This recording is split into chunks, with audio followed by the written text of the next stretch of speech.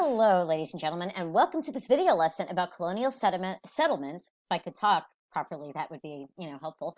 Colonial settlement and early colonial America. I'm Miss Jennifer Blank, and I will be your guide on this journey. This is for AP United States History. So I have actually three previous video lessons, but I wanted to add this one to just go into a little bit more detail about some of the social and cultural attributes of colonial America. Before I get to that, though, I want to talk about a timeline. I want to do some timeline work with you because I think that's very important. So I'm just going to stick my little camera guy right there. Okay, so this is a timeline of some colony foundings. The first permanent English settlement, because remember, the first permanent European settlement was St. Augustine in Florida, what is now Florida, and that was done by Spain. But we are focusing on the primary targeted areas of colonial settlement, and that would involve the English, to be perfectly frank. This is United States history after all. And the English played a far larger role in that initial settlement and founding than the Spanish did. So the first permanent English settlement was Jamestown. We need to know that. That was in 1607. The founding of Maryland as a refuge for persecuted Catholics in England, English Catholics, that was in 1634. In 1663, you have two colonies that gained their charters, Rhode Island and Carolina, which of course, Carolina started out as one colony and later on splits into two. We'll talk about that when we get there. 1677, New Hampshire becomes a colony. 1681, you get Pennsylvania, or William Penn's Holy Experiment. Massachusetts Bay Colony's charter is revoked, and we will talk about that more later as to why that happened. And in 1732, James Oglethorpe, how's that for a name for it? Oglethorpe, right? He founds Georgia, and Georgia was originally a buffer colony, but we'll get to that in a little bit. All right, so now I'm going to shift my guy over here. Okay, so some big picture events that happened. So from 1616 to 1618, this 2-year period, plague goes through the Indian population and just destroys it. This is horrible because it wiped out a great deal of Native American culture. But in terms of colonization, we want to understand this cause and effect principle. So when you're trying to settle new land and the people who are already on it are like, no, that's ours, you have to fight them, right? That takes a lot of energy, takes a lot of resources, takes a lot of time. If those people disappear for whatever reason, then it's open season for you. You can simply waltz in and claim whatever you feel like. So this plague that destroyed so much of the Indian population really enabled the English to move through into other areas of colonial settlement and spread out beyond the initial couple of colonies. Because remember, we have Jamestown in 1607, but New England really starts with the Puritans in 1620.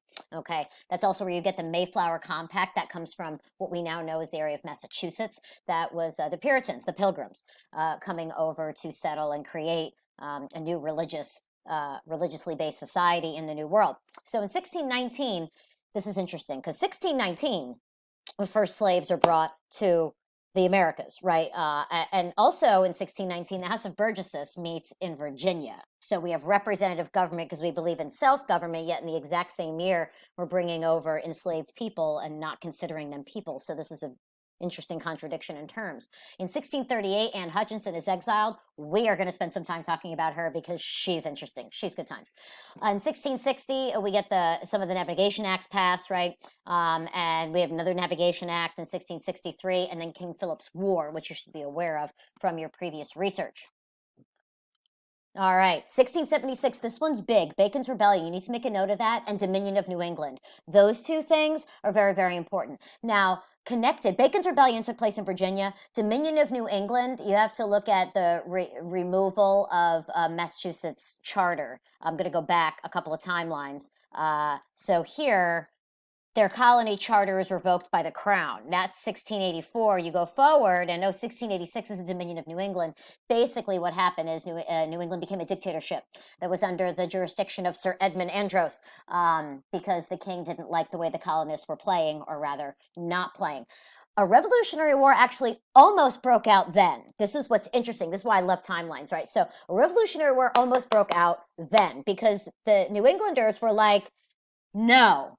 No, we've had a Mayflower Compact for like 60 years. We've been self-governing. We have our own representative assemblies. We're engaging in direct democracy in individual colonies and towns. So you can take your dominion and you can stick it where the sun don't shine. So we almost broke out into Revolutionary War then.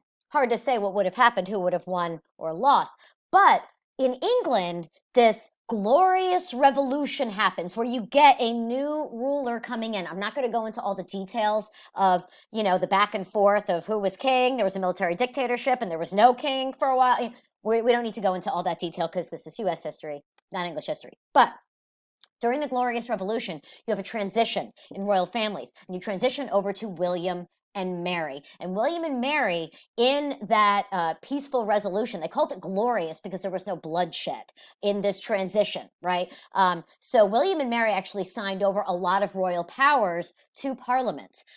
Things that were previously the complete purview of the monarch were signed over to Parliament. So this gave Parliament a lot more of a direct say in how they were governed and how England was run. So Glorious Revolution effectively ended the dominion of New England, which also ended the need to start fighting. So everything kind of settled down a bit. But New Englanders apparently really love drama, so we have the Salem witch trials that come into play. We'll talk about that more in the coming weeks. There's this Board of Trade that was established in England in an attempt to regulate the colonies. Again, massively unsuccessful. And we have the Stono Rebellion of 1739, which we're going to speak about in deep, deep detail because it really impacts how and why policies regarding slaves transpired. So we're going to take a closer look at that later on. All right, so here's a map. I'm gonna move my guy here. Okay, so here's a big map, right? I'm gonna break this up into chunks on various slides, but I want to draw your attention to the 3 colonial regions. You must memorize these regions. You have New England up here. You need to memorize the states in that region. Okay, we have Connecticut, Massachusetts. Maine eventually shows up, but not until later. Early in colonization, Massachusetts and Maine are actually technically one state. New Hampshire starts out as its own state. Vermont comes later. But these are the New England colonies: Connecticut, Massachusetts, New Hampshire, Vermont, and Maine. Now listen to me very carefully. Everybody thinks New York is a New England colony. It is not a New England colony. New York is not a New England colony. New York is a middle colony. So we have New York, Pennsylvania, Rhode Island is also New England colony. So middle, New York, Pennsylvania, New Jersey, Delaware. Okay, then we move into the southern colonies of Maryland, Virginia, North and South Carolina, and Georgia. Florida has nothing to do with any of this because it's not become a state until, fairly long after independence is declared. This is the 1800s that Florida becomes a state. So Florida doesn't matter. Georgia, the Carolinas, North and South, Virginia, and Maryland. Okay, now let's take a closer look at each map. So there we go. So I'm going to bring my camera guy down here. Okay, so now, closer look, just so you can get a sense. See, Rhode Island is this little tiny little seemingly insignificant state right there, this tiny little thing. We're going to talk about in this presentation how and why Rhode Island was founded. Let's just say that Roger Williams, I love that guy. He's good times. So he's another rebel like Anne Hutchinson. We're going to talk about him. But at any rate, these are the New England colonies. I wanted to give you a close-up view of these maps. Here are the middle colonies: New York, Pennsylvania, New Jersey, and Delaware. And then here, of course, are the southern colonies. There's a close-up of the map here. Okay, the proclamation line of 1763 you should pay attention to. That's going to become an issue. Keep that in the back of your brain. That's going to become an issue when we get to the Revolutionary War. So, key ideas and concepts just to refresh some of your memories. Wow, Miss Blank, wow. Okay, so 3 key European powers are involved: France, Spain, and England. These are the big 3 we're dealing with. The Dutch obviously play a role, but they're there to make money, and relatively speaking, they don't colonize a whole lot. They basically have New Amsterdam and a couple of other little areas, but for the most part, this is the France, Spain, and England show, okay? You do have 3 distinct regions of colonial settlement. As I cannot overemphasize this enough, you have to memorize these regions. Not only for this unit, but when we get to the Civil War, this is going to be so, so important because each of these regions, based on their climate, based on the natural resources available to them, based on who came to settle them and why they came, okay, that's going to develop into distinct colonial cultures. Okay, this is going to be really, really important for the Civil War. And it should also make it that much more surprising that the American Revolution happened and was successful at all, because these three regions did not share a whole lot. All right, there were a lot of differences, and these differences are going to be very, very important in driving factors as we move towards the end of the semester into the Civil War. So it's important that we note that. All right, so key topics. We're not going to get to all of these today. I'm going to just review a little bit about the English, and then in the next video, I'm going to talk about the founding of New England, okay? But these are some of the key topics that you need to keep in mind for this unit. That's Unit 2, Period 2 in United States history. I love it if my computer worked. There we go. All right, so we've talked about this before, but I just want to refresh your memory with regard to the Dutch. So the Dutch East India Company was founded in 1602. This is the vehicle through which the Dutch colonized the New World and how they made their money. The West India Company was an extension of that, and it was founded in 1621, just under 20 years later. New Netherland focused on the fur trade, and this is where we get the example or the concept of America as the melting pot, right? Because you have a lot of different cultures, and the Dutch really didn't care who you were, where you came from, what you believed. They didn't care. They just, were you making us money? Are you there to make money? And are you going to make us money by extension? Great, come, make us money. Like, that's really all they cared about. They didn't feel the need to regulate people's individual behaviors. Today, machine. Okay, so cash crops. Memorize this term.